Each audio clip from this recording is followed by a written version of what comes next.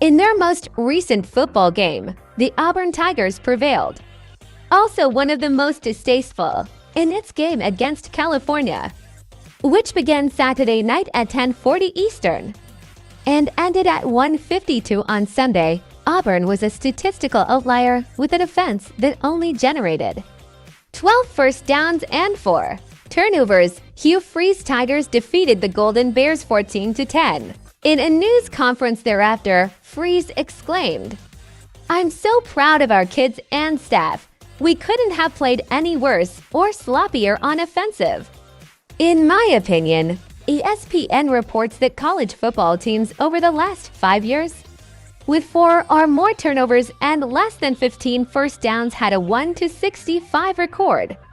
Although Auburn's victory increased the Southeastern Conference's record against other Power 5 programs to 3-6, the conference will still take whatever it can get to this point in the 2023 season, with each of the 6 setbacks occurring by double-digit margins.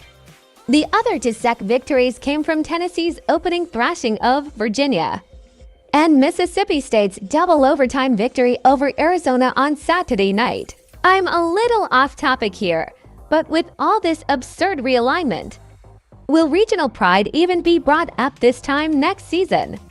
And how uncomfortable must the Big 12 leadership feel after Texas defeated Alabama, with Freeze as the team's 3rd head coach in 4 seasons, excluding Cadillac Williams for gained temporary tenure in November of last year?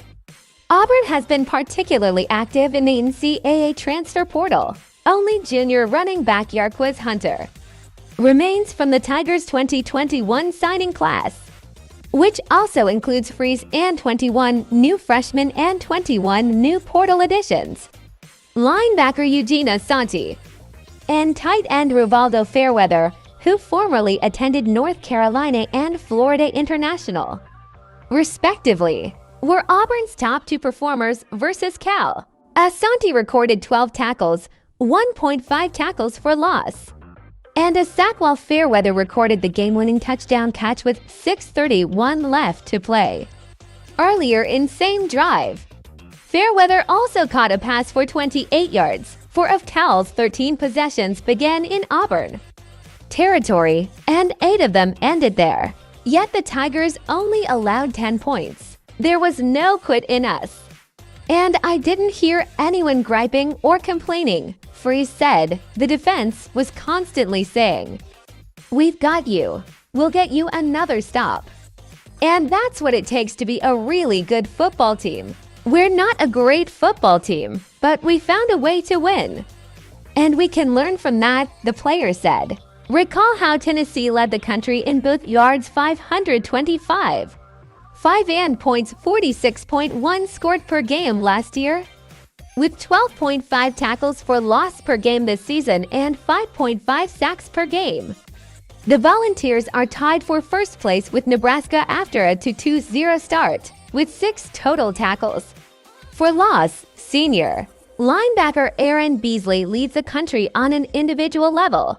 Dylan Bell, a 6'1", 210-pound receiver from Houston's Kincaid School, was only a 3-star recruit for Georgia's 2022 class, but his 662 receiving yards and 655 rushing yards as a prep senior demonstrated his exceptional flexibility. Even worse, he passed for 164 yards and 3 touchdowns. Bell had 3 carries for 28 yards in the Bulldogs' 45-3 thrashing of Ball State on Saturday, including a 21-yard touchdown midway through the second quarter that made it 21-0. This season, the Bulldogs have been short on healthy running backs. He added to catches for a total of 16 yards after Georgia's 19th straight victory. Bulldogs quarterback Carson Beck told reporters that wide receiver Dylan brings a different element. It allows us to match him up against a linebacker or a safety. If he were spread out wide, he would otherwise be on a corner.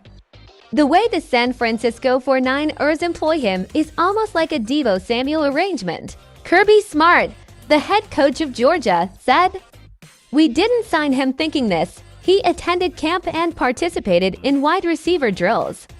The issue has only arisen as a result of our current running back position.